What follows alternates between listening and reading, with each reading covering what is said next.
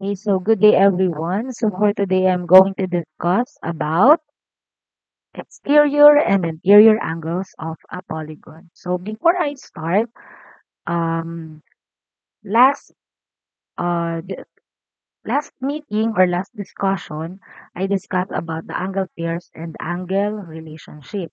So napaka-importante na malaman natin yung relationship ng isang angle to another angle kasi makakatulong ito para malaman natin yung measurements ng isang angle kapag meron tayong given na angle pair. So, let's start. So, ano nga ba yung exterior angle? So, exterior angle of a polygon is formed by the extension of a side and its adjacent side in the exterior of the polygon. So, dito meron tayong figure or meron tayo ditong polygon which is pentagon or pentagon ABCDE. So, alin nga ba yung exterior angle or paano nga ba nabubuo yung exterior angle? So, yung exterior angle, sabi nga dito, formed by the extension of a side. So, yung isang side natin which is, for example, yung side or segment CD, na-extend siya. So, yan, nagkaroon na tayo dito na-extend yung side na to. And then, yung adjacent side niya which is segment DE. So, ano yung naging exterior angle natin? So, eto po yung ating naging exterior angle. So, nabuo siya nung na-extend yung isang side, tapos yung another side nung naging exterior angle natin is the adjacent side, which is segment E. Okay. And then, sabi ko nga kanina, mahalaga ang na malaman natin ano ba yung relationship nung isang angle, another angle. So, ang tanong dito is, how is angle EDC and angle EDP related? So, alin nga ba si angle EDC? So, ito yon. Nasa loob siya nung pentagon, which is, pwede nating sabihin na ito yung interior angle. And angle EDP, ito yung nabuo nating exterior angle. So, ano nga ba ang relationship nung dalawang yon? So, angle EDC and angle EDP they are adjacent since they share a common vertex and a common side. Another one, they are linear pair since they form a straight line. So, yung dalawang angle na yon may nabong straight line dito. And then the other one, since linear pair siya, automatic, supplementary sila. Meaning, pag inad natin yung measurements ni angle EDC and ni angle EDP, ang sum niya or ang total nila is 180 degrees. So dahil doon, malaking bagay na alam natin yung relationship nila. Since they are linear pair and supplementary, so for example, the measurements of angle EBC is 100 degrees and then we are asked to find what is the measurements of angle EDP. So dahil alam nating supplementary sila, pwede nating sabihin na ang measure ng angle EDP is 80 degrees. So, yun yung importance nung angle relationship. So, yan. Since angle EDC, which is the interior angle, and angle EDP, which is the exterior angle, are linear pair and supplementary, then the sum of their measures is 180 degrees. Next, so let us have the examples. So, find the measures of the following. So, as you can see, meron tayo ditong quadrilateral. So, yung ating polygon dito is quadrilateral since meron siyang 4 side. And then, each side, nag-extend siya. So, dahil nag-extend yung kada side, so, tulad nito, nag-extend siya, nagkaroon tayo dito ng A or angle A. Etong side na 'to nag-extend, nagkaroon tayo ng B or angle B. Nag-extend 'tong side na 'to, so nagkaroon tayo ng angle C. Nag-extend 'tong side na 'to, so nagkaroon tayo ng angle D.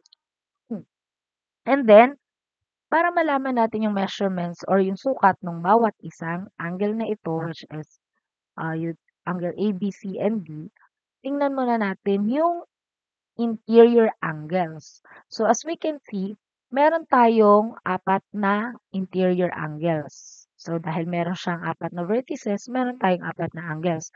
Pero, tatlo lang yung given, wala yung isa. So, meron tayong 93 degrees, 97 degrees, 84 degrees, tapos yung isa walang nakalagay na measurements. So, isa-isahin nga natin. So, angle A or A. Paano natin malalaman kung ano yung sukat ng A? Since sabi ko nga kanina, kailangan alamin muna natin yung angle pair or angle relationship. So, ang titingnan natin dyan is si A is adjacent to 93 degrees. And then, tulad ng sinabi ko rin kanina, eto meron tayong nabuong line dahil dun sa dalawang angle na yun. So, pwede nating sabihin na 93 degrees and A are linear pair. So, dahil linear pair sila, para ma-identify natin yung sukat ni angle A, nawawala yung cursor, ayun. So, para ma-identify yung A or measurement ng A, so 180, dahil linear pair, ima-minus natin yung interior angle which is 93 degrees. Therefore, we can say that the measure of A is 87 degrees since 180 minus 93. So, yun yung naging solution natin or yun yung reason kung bakit nakuha natin yung sagot na 87 degrees. Next, B. So, dito naman si B ay linear pair with 97 degrees or supplementary sila. So, katulad ng ginawa natin kay A, yung 180, ima-minus natin sa kanya si 97. Eto, ma-minus natin sa kanya. So, dahil doon, ang sagot natin is 83 degrees. Next, we have C. So, yung C naman natin is linear pair siya with 84 degrees. So, dahil linear pair siya with 84 degrees, so tulad ng ginawa natin, 180 minus 84 is 96 degrees. And then D, paano natin makukuha yung measurement ni D kung wala siyang ka-linear pair dito or may ka-linear pair siya pero unknown or hindi pa natin alam yung sukat nung angle dito. So, dito, para makuha natin yung measurement ni D, ang una nating gagawin is kailangan malaman muna natin yung measurement nung interior angle dito. Ngayon, review lang tayo. So, pag sinabi natin quadrilateral, ang sum ng interior angles niya or pag inad natin yung lahat ng interior angles ng isang quadrilateral, automatic na yan na lagi siyang 360 degrees. So, para makuha natin yung sukat dito, sana yung cursor ulit, ayan, para makuha natin yung sukat ng angle dito, ang gagawin natin is, i-a-add up, i-a-add natin lahat itong tatlong interior angles. So, 84 plus 97 plus 93 is equal to 274. And then yung 274, ima-minus natin siya sa 360 para makuha natin yung angle dito. So, ang makukuha nating sagot doon is 86 degrees. So, kung 86 ito, makukuha na natin yung D. So, 180 minus 86 is 94 degrees. So, ayan. Ito yung una nating ginawa. So, dun sa kabuoang 360 na sum ng interior angles ng quadrilateral, ima-minus lang natin yung given na 84, 97, 93. So, makukuha natin is 86. And then si 86, ima-minus natin sa 180, kaya nakuha natin yung 94 degrees. Next example. So, we have, ang hinahanap natin is x and y. So, paano uli natin makuha si x? So, x is equal to 180 since meron ulit tayo ditong linear pair and supplementary. So, 180 minus 92. So, the answer is 88 degrees. So, 88 po ang sukat ni x. So, pag inad natin si 88 at 92, 180 yung sum. How about y? So, dito naman, since kanina yung example natin is quadrilateral, dito naman ay triangle. Ang nawawala or ang kailangan nating hanapin is one of the interior angle. One of the interior angles of the polygon. So, meron tayong 92, 41, then nawawala yung y. So, sa triangle naman, ang sum ng measures ng interior angles ay 180. So, dito dahil 180 yung sum niya, ang gagawin naman natin is 180 minus the sum of 41 and 92. So, ang makukuha nating sagot is 47 degree. So, 47 plus 92 plus 41, 180 din yung makukuha nating sum or total. Next, let's move on with the interior angles of a polygon and their sum. So, dito meron tayong polygon o meron ulit tayo ditong quadrilateral ABCD. And then, nagkaroon tayo dito ng diagonal from B, kinonect natin siya to D. From B, wala na tayong ibang magiging diagonal. So, pwede lang nating i-connect si BA kay D since na-connect na natin siya kay A at saka kay C na naging side nung polygon. So, sabi dito, segment BD divides quadrilateral ABCD into two triangles. So, dito nagkaroon tayo ng dalawang triangle. So, triangle 1 and triangle 2. Si triangle 1, siya si triangle ABD. At si triangle 2, siya si triangle BDC. The sum of the measures of the interior angles of a triangle is 180. Kanina kasasabi ko lang, automatic ang triangle kahit anong klaseng triangle pa yan, mapa-scaline, right triangle, equilateral, or iba pang klase ng triangle, automatic ang sum nung measures of the interior angles ng triangle is 180 degrees. Meaning, kung meron tayong dalawang triangles dun sa quadrilateral, then the sum of the measures of the interior angles of a quadrilateral is equal to the sum of the measures of the interior angles of the two triangles.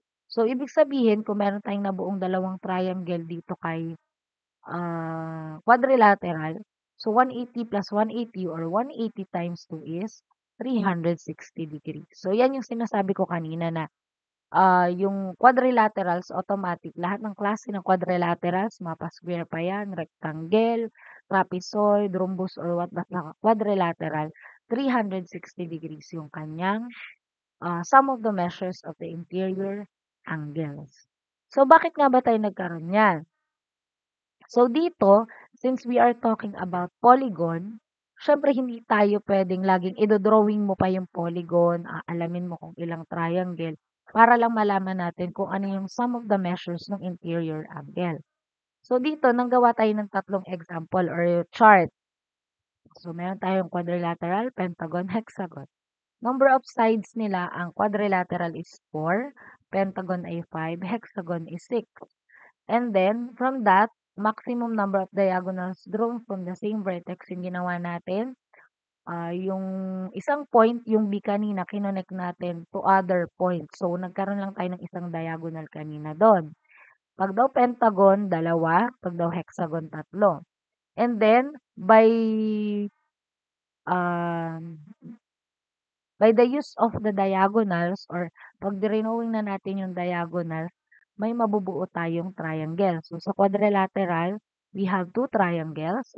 Sa pentagon, we have 3 triangles. And sa hexagon, we have 4 triangles. Therefore, ang sum of the measures of the interior angles natin is, lagi tayong nakabase ay kay 180. Since sabi nga natin kanina, ang sum ng measures ng interior angle ng triangle ay 180.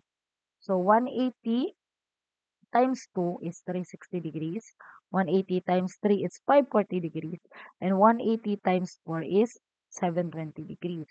Pero siyempre, mas maganda kung bubuo tayo ng formula from this chart. So, kung mapapansin natin, hmm, imbit nga naman na i-drawing pa natin yung polygon, gumawa tayo ng diagonal, bilangin natin yung triangle, kung ang gagawin natin is meron lang tayong formula, kahit hindi na natin i-drawing, malalaman na natin yung sum of the measures of the interior angles. So, dito, kung mapapansin nyo, pag ang titingnan lang natin ay number of sides, lagi siyang mina-minus 2.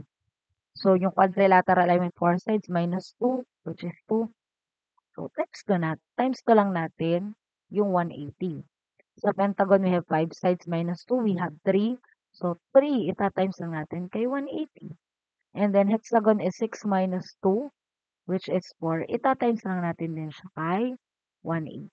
So, dahil dyan, dito nabuo yung ating formula na sum of the interior angles of a polygon is, so gumamit tayo ng symbol or abbreviation. So, imbes na isulat pa natin yung mahabang-mahabang sum of the interior angles of a polygon ay S sub I na lang yung ilalagay natin.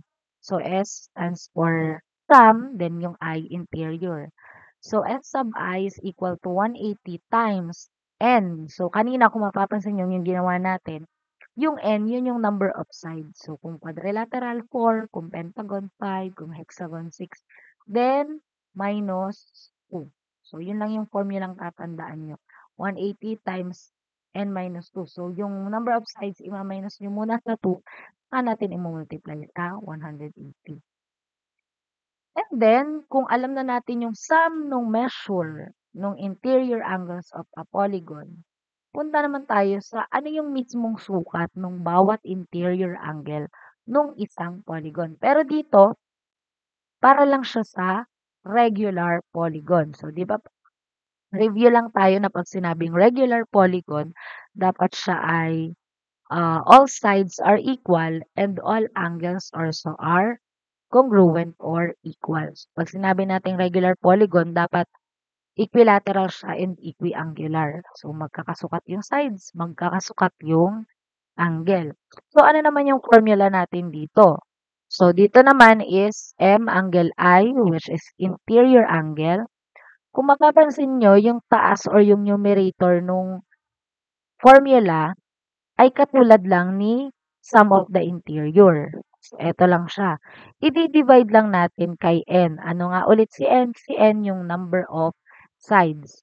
Meaning, kung ang number of sides ng quadrilateral is 4, so yung nakuha natin kaninang S sub I, which is 180 times N minus 2, i-divide nyo lang din sa 4 para makuha natin kung ano yung sukat ng bawat isang angle nung given na regular polygon. Next, since alam na natin yung interior, paano naman natin kukunin or ano yung formula para makuha naman natin yung exterior angle nung polygon?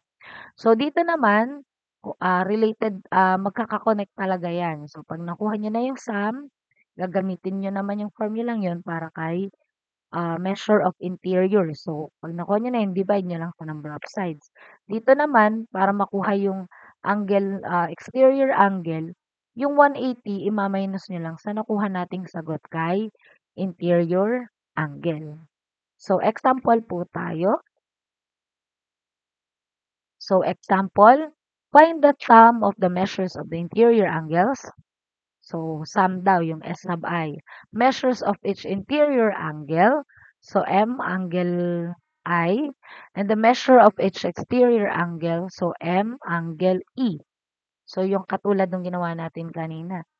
So, ang hinahanap po natin is regular pentagon. So, para makuha yung S sub I, gamitin lang natin yung formula which is 180 times parenthesis and minus 2.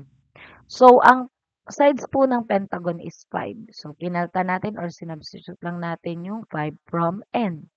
Then, 5 minus 2 is 3. 180 times 3.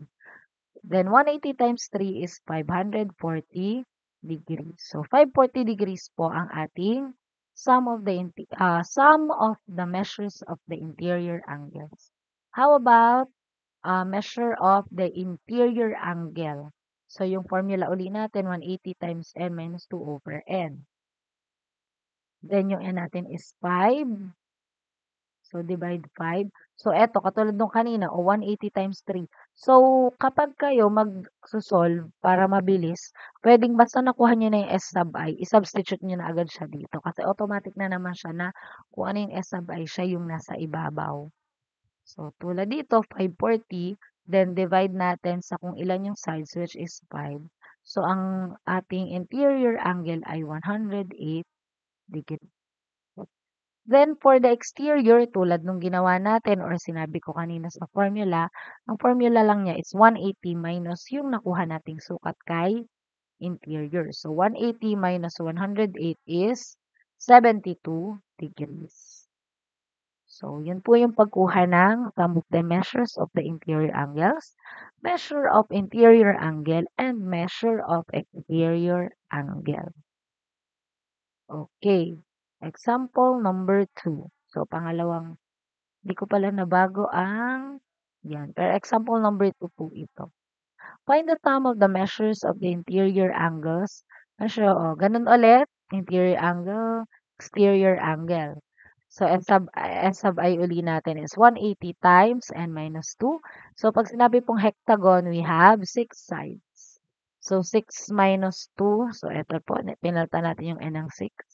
6 minus 2 is 4. 180 times 4 is 720 degrees. So, ang sagot po natin sa S sub I or sum of the measures of the interior angles ay 720 degrees. And then for the interior angle, so we have 180 times n minus 2 uli over n. So, 6 sides po tayo. So, diretso na natin. Ito siya, 720. Ito na po. Divided by kung ilan yung sides, which is 6. So, ang ating interior angle ay 120 degrees. Then, for exterior angle, 180 minus kung ano yung nakuha natin kay interior, which is 120. So, ang exterior po natin is 180 minus 120 degrees. So, ang sagot po natin is 60 degrees. Oh. So, yun lamang po at sana ay naintindihan or naunawaan ang video tutorial ko na ito. So, pwede nyo ring balik-balikan or i-pause, i-stop, or ang tawag dito, i-fast forward or kung ano man po para lang dun sa part na talagang medyo nalabuan o medyo hindi niyo naintindihan. Pwede niyo siyang ulit-ulitin. So, sana panoorin niyo po ito at pakinggan, intindihin, and then kung may ilang katanungan, pwede niyo po akong i-chat. Thank you so much and I hope naintindihan.